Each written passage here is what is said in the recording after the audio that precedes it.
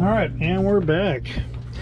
Hey, just showing the latest bit of progress. I've already started pulling out most of the other boards. Kind of like the... Yeah, this is the one basically where the trainer cord plugs into, and I have this mounted on the side over there, where I could just take and easily hook in a transmitter and with the audio cable. The JR plug, I guess I kind of destroyed that at first, so I had to use the FM style plug, from the Futaba, and basically it goes into a regular jack for an audio port. That seemed to be working just fine for quite a while. It's just when you plug this in, it automatically turns on the radio, so every time I need to turn it on, the switch that I had up here for on-off wouldn't even work. It was just automatically just turned on because it was already in trainer mode. So what I've had to do here now is, a long time ago I actually compiled a list here showing all the rudder pedal assembly, throttle assembly, collective handle, you know, and there's a lot of things that I kind of left out, so I had to go in and actually fill out all the details. Here's the one for the Thrustmaster joystick pinouts. I had basically the top color for the ones coming from the joystick itself, and then the bottom one is the one where it connects to in the I think it's like a 26 pin plug in the bottom. Yeah, essentially all the ones in the bottom are the ones I'm concerned with, and over on the right hand side is the bus connection, and then the pin, and the 1 alpha means it's the pin on the left hand side, the B is the one on the right hand side. So what I've done is I've gone through and not only labeled the bus bars right there, I also went through and on the left hand side I'm identifying which one is which for each switch function, and then on the right hand side, that's where all the ones going to the radio are going to, and that's why I'm doing right here, is I'm going through and labeling each one of these, so when I pull each one out I can go ahead and hook them directly right into the other control stick arrangement that I have upstairs. And it's a complete Thrustmaster assembly, mostly just with the joysticks, and then I'll just go ahead and add the rest of the switches that I'm already pulling out, because I've got the other switches from the other Tyrannos. And yeah, for right now that's pretty much all I can do, and as soon as I finish them up, then I can go ahead and start integrating the new wiring going from the other transport, like this right here. Yeah, you got the throttle pot, you got the rudder pot, and then you've got the rudder and throttle positive and negative, because on the way the Turnigy is set up is all the positives and negatives are all ganged up together, and the potentiometer is just basically, it's just the lead that's in the middle, which is getting its sense line, and that's how it's actually moving its the joystick position around on the screen itself. So it's actually rather simple, but in the case of the Tyrannos, I'm finding that each one was not connected together, so I may have to actually run a couple extra leads.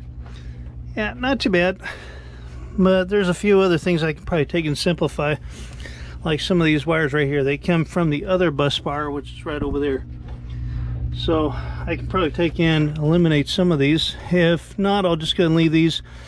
I do have some 8 clamps, so I'm going to take an install set that bundles these wires up better when I take and route them from the X9D computer. So, all right, little by little, it's coming out. Hopefully the next step will show a little bit more progress. So, yeah, just kind of a quick update. That's the second day of going through all the wiring. First day I just kind of showed where I was labeling everything else, but now I'm starting to actually pull all the rest of the stuff that's immediately attached up to the motherboard for the Turnigy XR. Managed to make sure that everything was absolutely labeled.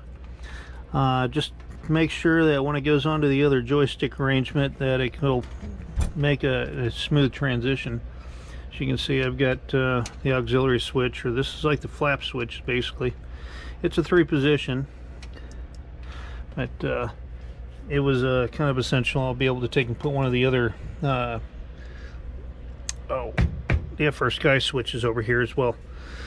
So this way I can take and actually integrate them onto the other control sticks yeah, that'll be good.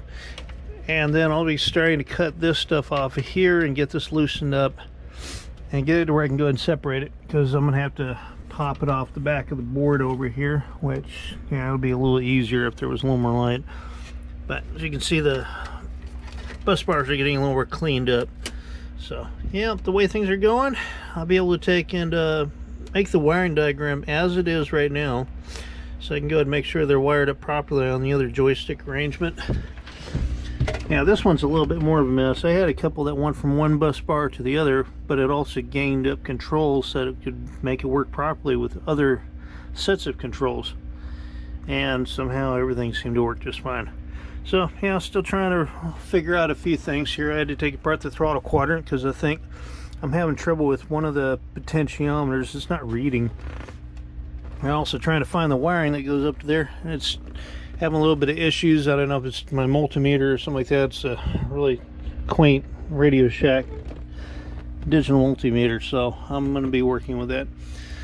But yeah, other than that, hey, okay, this is after a couple days worth of work getting everything all labeled up properly.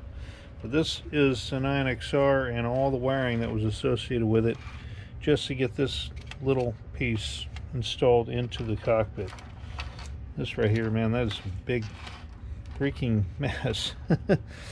But yeah, I think I'm going to be a lot happier working with this over here versus this. But because of certain connections, I do have more of this right here. So this is a shielded Cat 6 cable, as well as other particular cables as well. I've got 3 lead and 2 lead shielded lines. I'll be able to take and make some really good connections off this.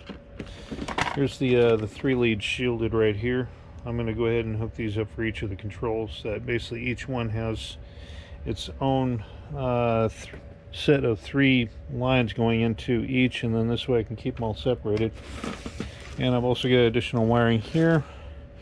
If anybody needs some coax line and everything else, I've got a big hoarded stash pile of it, so let me know. It's usually some pretty decent, like Econ 4C and some RG400 and RG 163 and 142 and yeah. Other than that, hopefully I can get this sorted out and get all these pretty much separated where they need to go, to where I can get them all attached up to the controls over there. We'll see. It really cleaned up a bit, but I still have a little bit more to take out, because there's some jumpers that were installed that I ended up using more bus bar space than I intended to, just for a few lines.